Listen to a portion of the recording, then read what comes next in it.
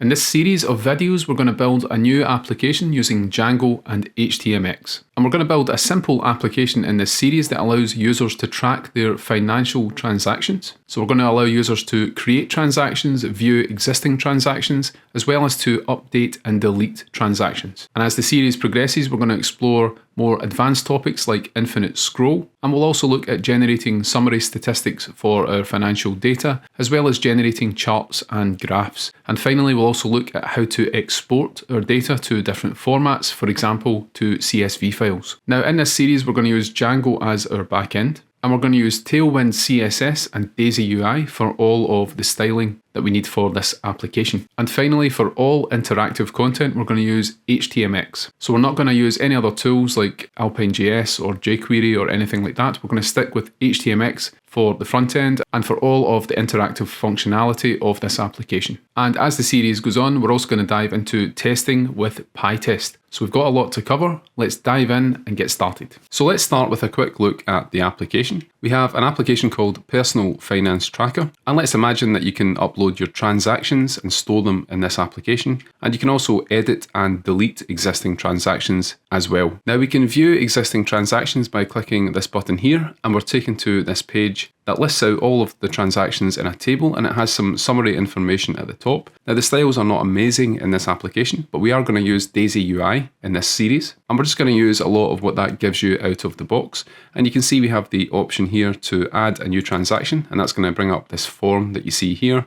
And we can go back and we can also download and upload transactions to and from a file. So for example, if you wanted to download this table of transactions, you can click this button and it's going to download that for you at the top, as you can see here. Now, as well as the table, we can also filter these transactions. So for example, we have categories that are tied to the transaction. And if we wanted to only see the transactions associated with two particular categories, we can select these two here.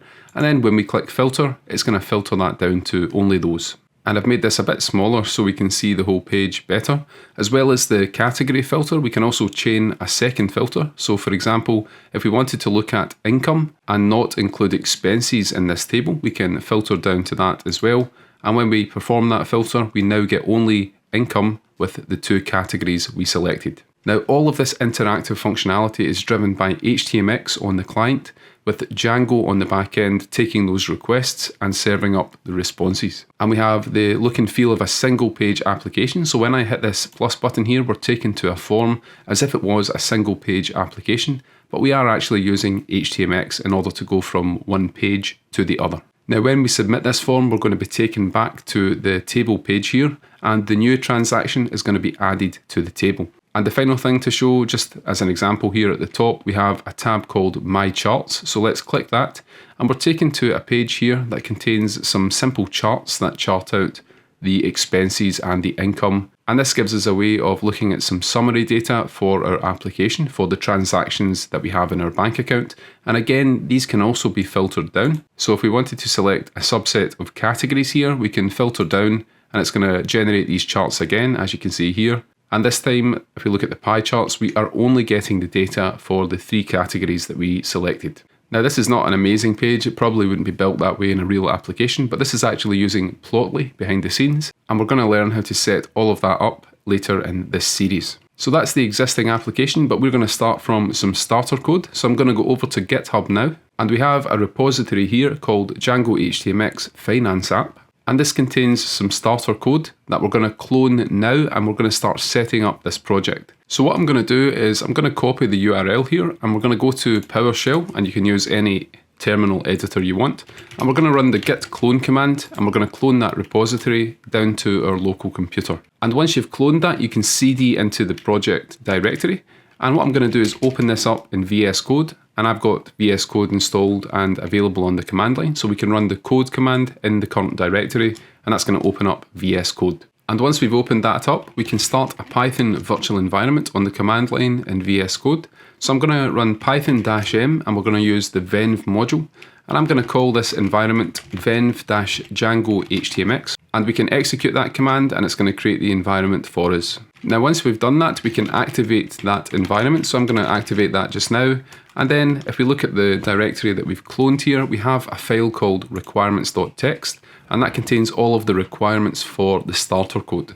Now I'm going to install these, so let's expand this terminal, and we're going to run the pip install command, and we can pass -r and then requirements.txt, and that's going to install all of these into the virtual environment. So you can see this running through that installation. Now I want to point out a couple of the packages that we've got installed. Obviously we're using Django, and I've got Django version 4.2 here, but if you're following along with this video, you can probably upgrade to version 5. Everything should still work exactly the same, and we're also using Django OAuth. Now the starter code, as we're going to see very soon in this video, contains login and registration all built in from scratch, and that's going to take advantage of the power of Django OAuth to do that. And it's going to mean that we can focus on building the application, and we don't need to worry about authentication, and we also don't need to worry about registration. So as you can see on the terminal, we've now got the requirements installed for the starter project. We can now go to the application, and I'm going to look at the tracker directory, and that's the directory that contains, or rather that's the Django app in this project that contains the views.py file and the models.py file. And within that we have a templates directory, and I'm going to go to base.html. And because we're going to use HTMX in this series, we're going to add HTMX to this file if it's not already there. Now from the starter code, you can see though that we have HTMX, it's version 1.9.10, and the second script that we have is linking to a CDN for Tailwind CSS.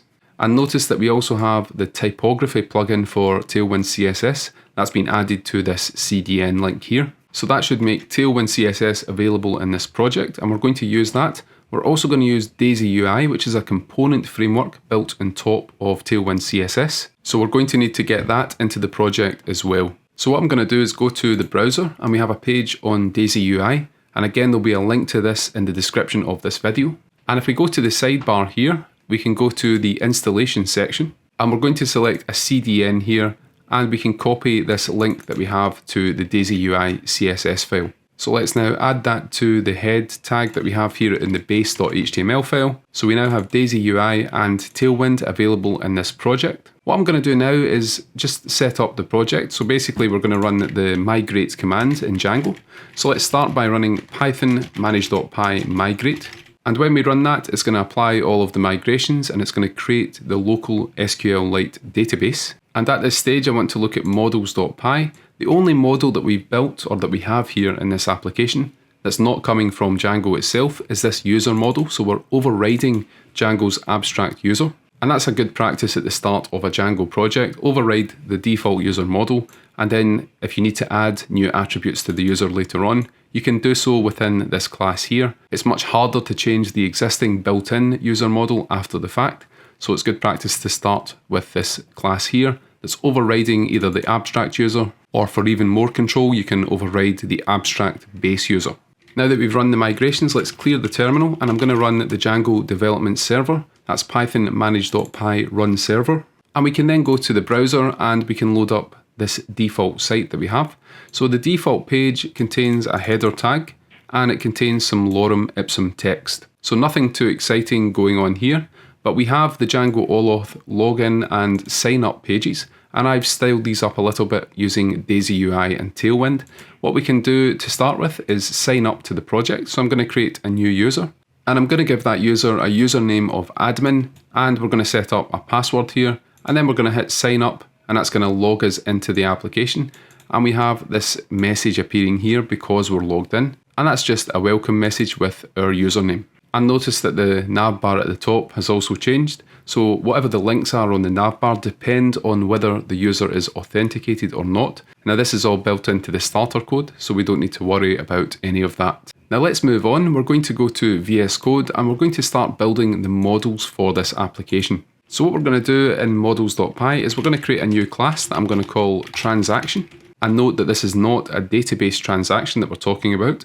What we mean here is a financial transaction. For example, when you go to the store and buy something, or when your mortgage payment comes out of your account at the end of the month. So this is a financial transaction, and it's going to inherit from Django's model class. And I'm going to add some notes here about what we want to build. So just above the class, let's add a comment. Now a transaction can be either income or an expense. And as well as that, a transaction has an amount, and that's a decimal number. A transaction should also be associated with a category, and we want that to be a foreign key. So we're going to need a category model in this application as well. And of course, a transaction should also be tied to a user. So the authenticated user can add their own transactions to the database, but we need a way to associate that transaction with the user that added it. So we're going to need a foreign key to the user model. And finally, as well as that, a transaction should have a date. So it's useful to know when a transaction occurred. And we're going to track that in the transaction model here. So let's move on now, and we're going to start writing the fields for this model.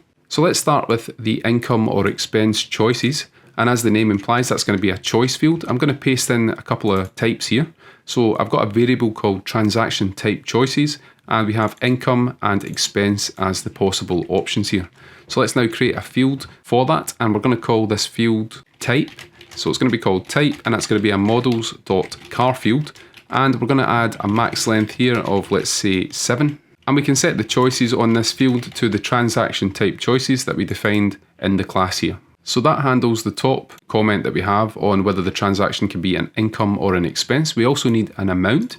So let's now create a variable called amount, and that's going to be equal to a models.decimal field in Django. And the decimal field takes 2 required arguments, max digits. I'm going to set that to 10. And the number of decimal places for this decimal, we're going to set that to 2 because we're working with financial data. So the top 2 are done. We are now going to create the foreign keys. Let's start with the user model because that already exists in the application. So just here, I'm going to set the user, and that's going to be a models.foreign_key.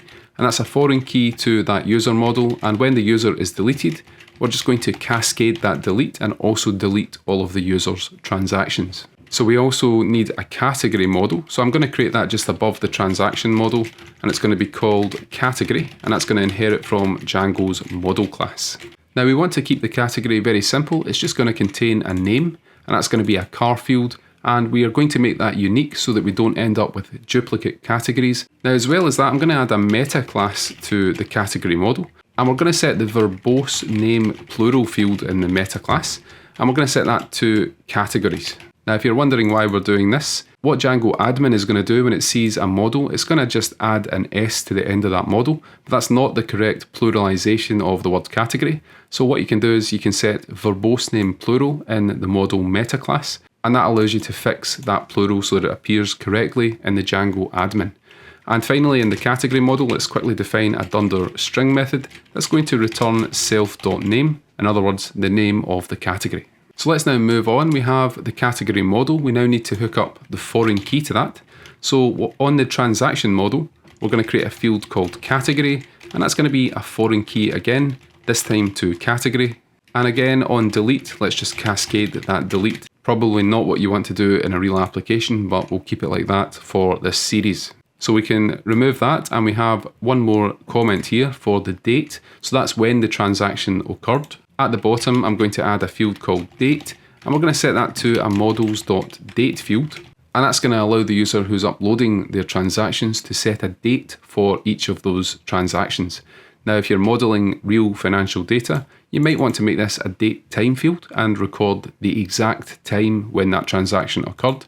But we're not going to do that because it's much simpler in this case to just define a date field, as we'll see later in the series. So we now have a date. And the final thing to do here is define the dunder string method for the transaction model. So what I'm going to return here is this string that we have on line 31. So it's going to be income or expense of the given amount on the given date and by the given user. So let's now go down to the terminal, and we're going to stop the server, and I'm going to run python manage.py make migrations, and that's going to create a migration file for these new changes for the category and the transaction model. And when we've done that, we can then run the migrate command, and that's going to make those changes and add 2 new tables to the database, one for each of the models.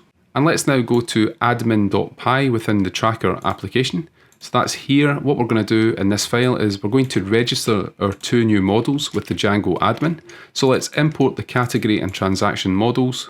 And below this comment, we're going to register both of these so that we can edit them in the Django admin. And once we've done that, we're going to create a super user in the terminal. And that's going to be done with python manage.py create super user. So I'm going to call the user bugbytes, and we're going to select a simple password here, and we're going to register like that. So I know this is a lot of setup at the moment, but we're setting up this application for all of the upcoming videos in this series.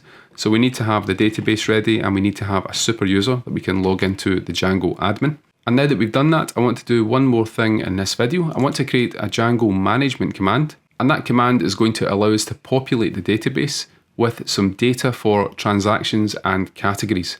So that's going to allow us to have some testing data to use when we build this application. If you're not interested in this section of the video, I'm going to push the code for the management command to GitHub. And for each video that we do, I'm going to push all of that code into the GitHub repository. Now, if you look at the tracker application, in the starter code, we have a management/commands subdirectory. And within the commands directory, we're going to create a new file. And I'm going to call this file generatetransactions.py. Now we're going to write this code from scratch, but as I said, if you're not interested in this, you can just skip the rest of the video and you can grab this code from GitHub and follow along from the next video. But if you are interested in how to generate some fake data in Django, this is one way of doing it. So I'm going to paste in some imports here. And then we have the skeleton for a Django management command. So we define a class called command that inherits from Django's base command class. And the help text says that we are generating some transactions for testing. Now, a command in Django has a method called handle. And when you run the command, it's the handle method that's invoked. And the logic within that method is what's executed in the command.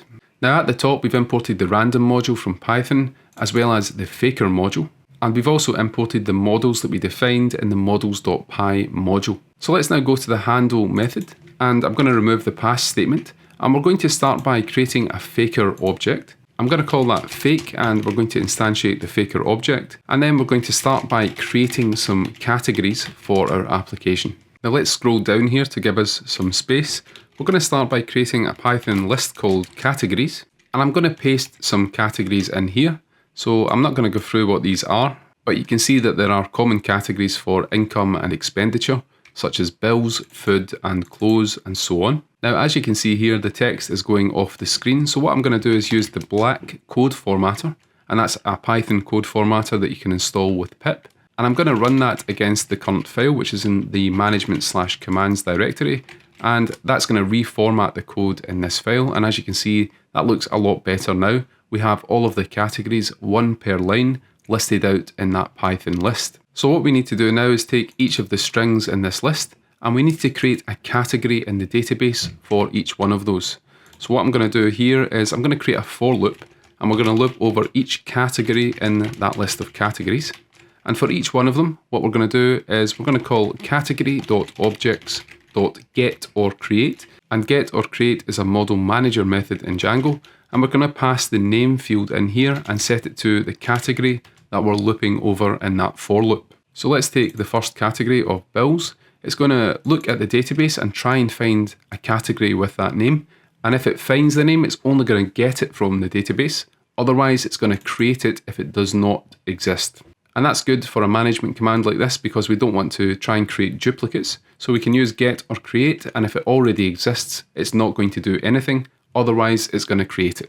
Once we've created all of the categories, we're going to get the user from the database that I created. So let's create a user variable here, and we're going to call user.objects.get, and I'm going to pass a username here of bugbytes. Now remember, this user here is the one that we created with the create super user command. So we're now pulling that user out of the database, and you can change the username here if you want to. So if you've got a different username for your user, you can change it to that here. And maybe a better way to do this actually is to get rid of the .get, and we're going to use a filter statement here, and we're going to filter down to the user with that username, and then we can call .first. And if that user doesn't exist, we can check that with this if statement. And in that case, we can create the user directly with user.objects.create_superuser. So create superuser is a method on the user model manager in Django, and we can pass the username of bugbytes into that. And let's give it a very simple password here of just test. And if you didn't know, in Django, if you have a user model and you call the create superuser or create user method, it's going to take that plain text password and it's going to hash it and store that in the database. So it's not going to store the plain text password, and that's essential for security. So at this point we have categories and we have a user in the database. What we're going to do now is we're going to create transactions. And I want to create 20 of these. So I'm going to say for I in range 20, And 20 times we're going to call transaction.objects.create. And we're going to pass in some values here for each field on the transaction model. Now there's one thing I want to do before we start this. I'm going to set a variable here called categories. And after we create all of these categories on lines 26 and 27, we can pull them all out into this script here by calling category.objects.all and storing that in a variable called categories. Now the reason that we want to do that is because when we create a transaction, we're going to randomly select one of these categories. So let's pass the category keyword in here to the transaction, and we're going to use the random module, and that has a function called choice. And this will choose, as it says here, a random element from a non-empty sequence. And the sequence we're going to pass in is the categories that we got back from the database just above here. So that's going to select a random category for the transaction. We're also going to tie the transaction to the user that we pulled out with the name of bug bytes. And let's now set the amount for this transaction. And again, we'll use a function in the Python random module, and that's random.uniform. What this is going to do is give you a random number in the range between A and B. So for the transaction amount, we're going to put in a random number between 1 and 2,500. And once we've done that, we can select the date for this transaction. And this is where I want to use the faker object that I imported just up here. So we instantiated this faker object, and we can now use that to get a date. And what we're going to do is we're going to use a function on that called date_between. And this will generate randomly a date between a start date and an end date. So the start date that we're going to pass in, I'm going to pass in a relative string here of -1 year. So that's going to look at the current date when you run this script, and it's going to subtract a year from that. That's going to be the start date. And then of course we have an end date as well. And we can pass a string just saying today to that. And that's going to select today as the end date. So the effect of that line of code is to generate a Python date object, and that date is going to be sometime in the past year. Now there's one more field we need to pass into the model, and that's the transaction type field, and that's going to be one of these choices here. So we need to pass in a type. Let's go back here, and we're going to pass that in now. And what we need to do is we need to get one of the types from this tuple of tuples. So let's copy the name of this, and just above the for loop, I'm going to create a variable called types, and that's going to be set to a list comprehension in Python. And we're going to look at the first element of each tuple for each X in that transaction type choices. And that's a field on the transaction model, so we need to reference it like that. So just to reiterate what's going on here, in the transaction type choices, we have a tuple for each element with 2 elements, and we only want to get back that first element. And what that's going to return is income and expense, and it's going to throw away the other 2 values, and that allows us to select either income or expense as the type for the transaction. So let's go back here, and again we're going to use random.choice from the random module, and we're going to pass those types that we've extracted into that function. And I think that's all we need to write here. So what we're going to do is bring up the terminal, and I'm going to clear this terminal, and we're going to run python manage.py, and the name of the script is generate transactions. So let's run that just now, and we're going to see hopefully that that's going to generate some data for the database. Now that command is completed. We don't see any output, and that's because we didn't have any logging in this management command. But what we can do is we can try and validate that we have data in the database. And I'm on VS Code where I have a SQLite extension, an SQLite extension. What I'm going to do is right click that, and I'm going to open the database. And if we look at the SQLite Explorer here, what we can do is look at the tables that we have in this database. Now the table that we created was in an app called Tracker. So let's go down here, and I say table, I mean multiple tables. The one that we're going to look at is the transaction table. So let's show that. And you can see now we have some transactions appearing in the database here. And this has been populated by that management command that we've written in Django. So for example, on the first line, the transaction is of type expense, and it has quite a high amount. So that's an expense of 1,945.36. And it has a category ID of 5. So that's quite a high expense. If we look at the categories table in this database, that should also be populated. And you can see the category number 5 is associated with the housing category. So we now have a populated database containing transactions and categories. We're now ready to move on in this project, and we're going to start displaying these transactions to the users in the next video of the series, and we're also going to start integrating HTMX into the project. So that's all for this video. This has been a setup video, and we've created the Django models and also a management command that's populating the database with data. There's lots coming up around HTMX and testing and so on, and I'm going to try and release these videos fairly quickly, so stay tuned for more videos on this series. And you can also find all of the code for this video and for upcoming videos on GitHub, so you can check that out as well. Thanks for watching, give the video a thumbs up and subscribe if you're enjoying this content, and consider buying the channel a coffee if you're finding this content useful. We have a link in the description. So thanks again, and we'll see you in the next video.